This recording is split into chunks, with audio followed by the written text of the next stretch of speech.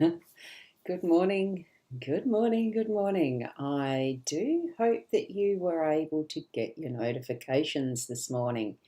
I really don't know what Facebook's been up to. Some things seem to be working as usual, some don't.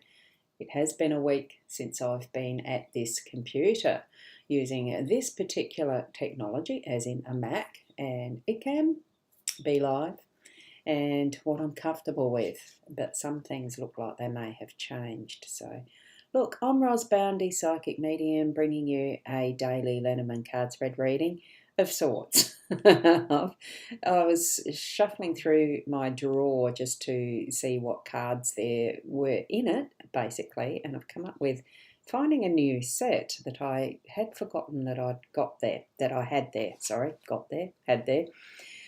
The things that you do when you delve deep into dark drawers.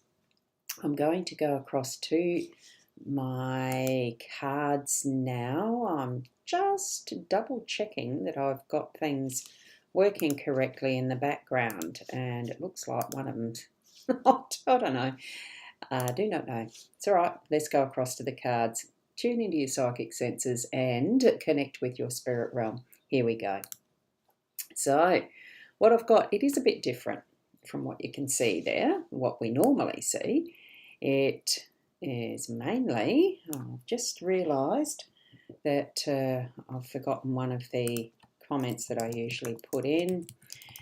So just typing that in to go where it's meant to. And here we are at the cards. As you can see, slightly different layout, slightly different cards as far as this particular two images here will show you. I'll start with where I normally do, which is the Gilded Breviary. We've got Ciro Marchetti's Gilded Breviary Lenormand deck, the expanded edition. I was only guided to put 2 out, and the usual Owl card. And this one I'll explain in a minute. But we'll do the Owl card first because that's what I normally do. And what we've got this morning is there's 2 things that we should give our children. One is roots and the other is wings. So with that, what I'm doing, I'll put that there. Oops, there's a bit of a fluff there or something. Anyway, so that's what we've got as far as what we're giving, handing over to our children. What is the legacy that we're bringing to our future generations is what I'm feeling with that card. So it is about we teach as best we can by example, the way we lead and all of that sort of thing. But ultimately it does come down to each and every individual person growing into who they are meant to be. And that is giving them roots, which is the foundations, and letting them fly on their own wings, soaring above and learning their own lessons. So with the 2 cards that we've got here from the Lenormand deck, it is the Sun and the Books. I have no idea how to read them yet. I haven't really been given a specific instruction on that one. One's above, one's below. It makes none the lesser of each other by the fact that there is an order of which way they are, like the Sun above, the Books below. It just feels to me, it's just where they lay. It's what are we going to bring the meaning to them in our day-to-day. And this is where, when I found this particular deck in the drawer, it's called Animal Dreaming Totems by Mel Brown. Now, I cannot remember when, how I acquired these, whether they were a gift, and that is the back of them. I really have no idea. That's the publishing company. There is the Rock Pool. It's a very interesting deck because of, on the back of this, it has, each and every one of them has a different pattern of the camp drawing type of thing. So that's what that's got on it. But what we've got here is it's a thought-provoking idea to expand ourselves in our day. Question this: discretion. Friendships are fantastic when there's equality in the relationship. Maybe it's time to undertake a quick audit of your friendships to ensure they are reciprocal. Now, as I saw that, as far as using our discretion, we do need to use our discretion and discernment, our own wisdoms in how we are interpreting what we learn in our own experiences and lifetimes. Now, I'm just going to bring that in just so that it is a bit bigger and move it across.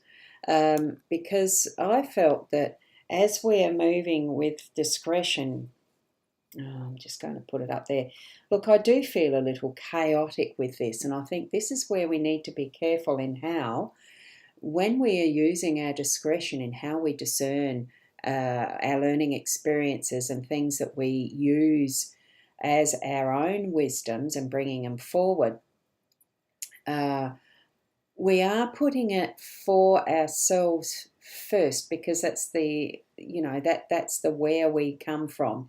It is, I'm me grounded in this body, because that's how I am here to experience my lifetime, this one. So, anything that we are discerning and using our own wisdom, this that we've learned as we've come along, is going to help us discern what we're needing to actually move forward with. Some things can fall by the wayside and we can just fly over them. Other things we do need to use our own internal, discretion is the word that's here, but I feel it's more about discernment and knowing for ourselves. It's that inner knowing with our spirit guides that we're going to be using to bring that is the light to any situation that we're needing to use as part of that process, so that we are having the light shine on us, that we're going to be able to bring that energy of practicality. And yes, it's a judgment, but it's not a judgment as in, I'm going to judge you and someone's right, someone's wrong. It is more about this discretion of discernment of how we are needing to know for ourselves what we're moving forward with. And a lot of that does come from what is previous written histories, previous learning that we've moved through in our schools, in our interactions with words, written and oral. It's communication isn't just by what we're going to read and what we're going to hear and speak and say. It's the whole lot of living a life that we really do trust and take our wings to our own actions. We are learning as we are doing. So it really does feel like tapping into what spirit guides are bringing us, that helps guide us further and further in that, the discernment. I still feel it's more discretion in how we're discerning. It's using that is, friendships. This is saying about friendships.